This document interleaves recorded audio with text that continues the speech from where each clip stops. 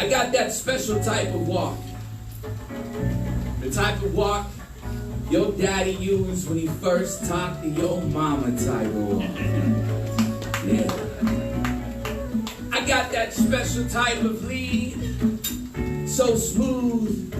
You think I'm cruising a lowrider on Cinco de Mayo. See, I've been working on my walk for a while now.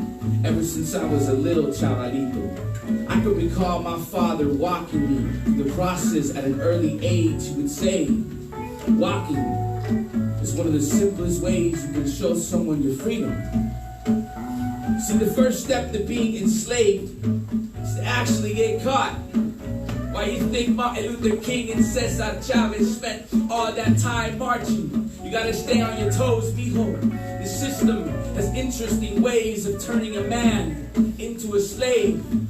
If you ask my father for a ride, he would quickly tell you to walk. After crossing the desert for a better life, he sees my walk to the Mercury Cafe as an easy stroll to the park. Walking in my father's footsteps has taught me that if you love something, you'll do anything you can to get to it. Your feet will get you there if you allow them to. My father walks with the determination of an immigrant, like his children will starve if he doesn't walk fast enough, like there are immigration agents chasing after him. He is America's worst nightmare, a bad dude in a foreign country, and I always wanted to walk just like him, but I always seemed to take the wrong steps. Walking in and out of jail, pacing in my cell like a caged ocelot. These must have been the ways you get enslaved my father talked about. It all started in the 6th grade. The doctors explained to my parents why I walked with a slight limp. My right leg was shorter than the left, forcing me to apply most of my body weight on the right side. I developed a walk and would quickly label me a thug. I guess the inequalities I was exposed to finally drenched through my clothes and into my bones. So now I walk like I got a wounded knee, like the structure holds me down by my back pockets. Saggy jeans are one of the side effects left over from our oppression. And when you walk with this much weight at an early age, your steps begin to sound like ticking bombs. The type of walk that makes somebody move out the way, punk. The type of walk that make the cops want to follow you. Yo, in 2012, and a year after that,